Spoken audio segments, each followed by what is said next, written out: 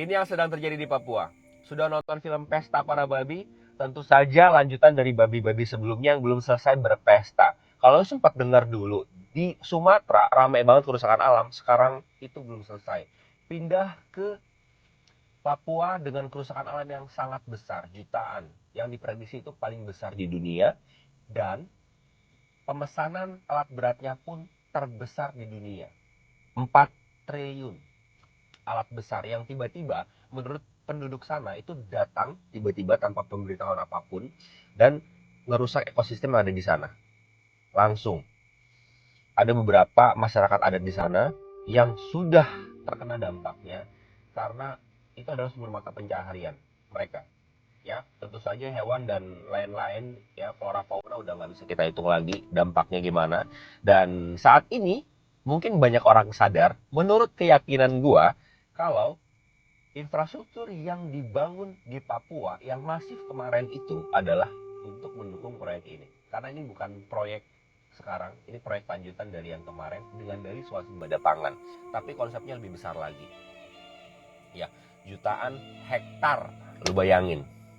Ya, dan tanaman-tanaman yang akan ditanam di sana ada tanaman-tanaman industri kayak sawit yang katanya kan sama-sama hutan, sama-sama pohon, sama-sama punya daun hijau, ya apa salahnya diganti dengan sawit gitu, sama-sama hutan aja kata dia. Ini orang kayaknya nggak paham konsep hutan alami dan hutan buatan. Kayak kelapa sawit dan tanaman-tanaman penghasil minyak itu punya efek, menurut yang gua tahu ya, panas, kering di sekitar. Kalau hutan alami itu menghasilkan udara yang sejuk, hutan yang seperti itu yang menghasilkan minyak, mau itu kelapa, mau itu sawit dan lain-lain yang menghasilkan minyak, itu biasanya daerah sekitarnya akan gersang dengan tanah tandus. Udah mati aja tanahnya. Itu menurut keyakinan gua karena mereka tanaman-tanaman ini menyerap menyerap air dari lingkungan sekitar. Itu menurut yang gua alami di beberapa tempat karena gue tinggal di Sumatera dulu. Terus di Sukabumi pun ada daerah yang seperti itu yang tadinya sejuk jadi nggak sejuk. Ya, semua tanaman industri itu pasti menyebabkan hal seperti itu. Ini proyek ambisi untuk swasembada pangan dan minyak gas, minyak ya, biodiesel dan lain-lain yang katanya ada 10 etanol, ada 50 B50 yang nantinya kita tuh nggak boleh mengimpor dari luar negeri. Ya, baik itu minyak, baik itu bensin, solar dan lain-lain itu harus diproduksi dari dalam negeri. Tujuannya benar, tapi dengan cara yang sangat tidak estetik. Gimana menurut lo? Kayaknya orang sehat dimanapun berada nggak ada yang setuju dengan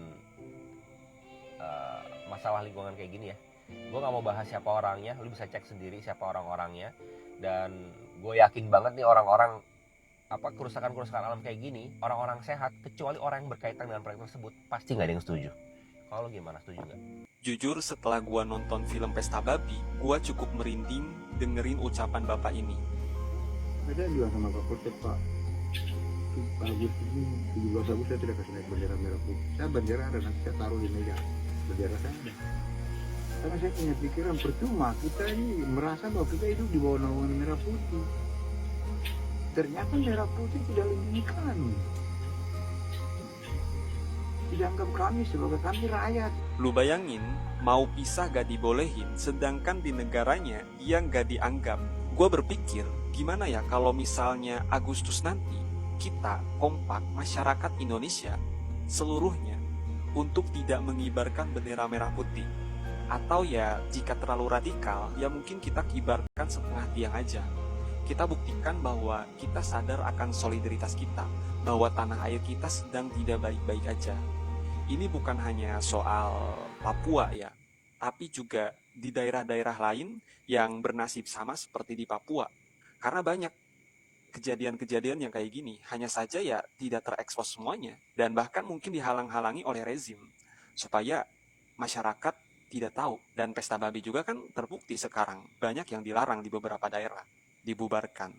Ngambil kayu bakar di negeri sendiri diancam ditangkap sama TNI. Coba kalian lihat nih, bro jagoan satu ini lengkap pakai senjata, seragam, sampai muka dicat segala. Cuma buat nakutin emak-emak Papua yang lagi cari kayu bakar buat masak. Dia bilang, hati-hati kalau ketemu yang kayak gini, mending lari daripada kita tangkap. Hai, mama-mama buat mereka yang suka cari kayu api di hutan, hati-hati kalau ketemu yang seperti ini di hutan. Lebih baik mama segera lari, ya, kabur daripada kita tangkap yang suka cari kayu api di hutan.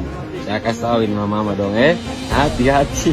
Wih, ngeri ya. Sadar gak sih, senjata yang lu pegang, baju yang lu pakai, sampai cat di muka lo itu dibayar pakai uang kita, uang rakyat. Masa iya gagahnya cuman keluar pas lawan rakyat kecil yang cuma mau bertahan hidup? Gua nggak tahu ya ini video bercandaan atau gimana. Sekarang nggak ada klarifikasi dari bro jagoan satu ini. Tapi yang jelas ini kagak lucu banget. Ini menyakitkan banget buat saudara kita di Papua. Cari kayu bakar buat kebutuhan sehari-hari aja udah kayak kriminal. Menurut kalian gimana? Mama yo, banyak apa? Kamu bawa dari mana? Dari ujung. Tapi Haji Isam tidak takut mati. Ya, hari ini tuh bisa dipastikan sekitar ratusan kilometer tuh sudah dirabat. Jadi nanti masyarakat akan cerita sebentar begitu. Terus ternyata di sana juga ada ancaman-ancaman terhadap masyarakat adat di sana. Begitu. Ancaman kayak seperti gimana itu? Mau ditembak kepala yang kemudian melawan. Sebelum dia duduk dengan masyarakat, sosialisasi itu tidak ada sama sekali. Kami masyarakat kaget.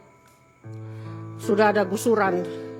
Kami mau palang, kami mau tegur, tapi kami takut karena dia pakai militer. Satu hal lagi, itu tanah yang di situ itu lumpur. Jadi memang tidak cocok untuk padi. Nah, itu masyarakat bikin sasi adat sudah mengutuk perusahaan tidak boleh masuk. Sasi adat itu merupakan ritual yang sakral untuk orang Malin. Dan di situ sudah ada pernyataan tiap-tiap kepala suku. Kepala suku sudah memberikan pernyataan kalau melanggar ini tanah dikasih ke perusahaan, termasuk warga di situ, itu pasti mati. Itu kepala suku sudah menjamin itu. Tapi Haji Isam tidak takut mati, harus bongkar terus. Film dokumenter Pesta Babi itu berbahaya. Ya, berbahaya bagi mereka yang punya proyek dan berbahaya bagi mereka yang sudah lama membungkam informasi. Mengapa? 1.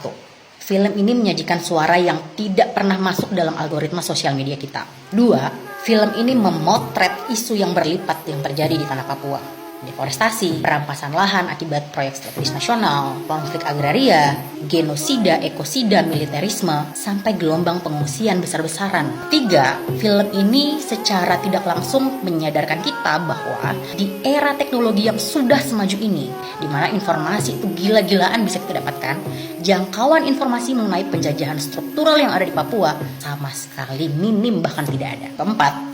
Film ini membuktikan kepada kita semua bahwa Papua punya fungsi ganda bagi militer, yakni sebagai sumber logistik dan sumber legitimasi. Sumber logistiknya apa? Gini, Papua itu punya kekayaan alam yang luar biasa, emas, gas, dan di Papua tempatnya proyek lumbung pangan nasional. Kehadiran militer mengamankan proyek strategis ini. Dalam pelaksanaannya, membuka ruang bagi unit atau koperasi militer untuk terlibat dalam jasa pengamanan sampai distribusi logistik di daerah-daerah terpencil. Sedang di sisi legitimasi, kehadiran militer di Papua sangat vital untuk membuktikan fungsi mereka sebagai pelindung dan pemelihara keamanan. Terlebih lagi di tengah memburuknya citra mereka akibat tindakan represif yang mereka lakukan kepada masyarakat sipil. Seperti menyiram air keras lah, melindas ojol lah, melemparkan helm kepada remaja lah, membunuh remaja dengan alasan balap liar lah. Tapi begitu kita mendengar militer berhadapan dengan OPM atau KKB, tanpa butuh waktu lama, mereka seolah-olah menjadi pahlawan di mata kita. Ya, makanya jangan heran kalau mereka lah yang paling repot untuk mengintimidasi dan membubarkan nonton bareng dan diskusi film ini. Jadi yang belum nonton disarankan untuk segera nonton dan ikut diskusinya sampai selesai. Karena yang berbahaya bukan cuma filmnya, tapi apa yang kita diskusikan setelahnya.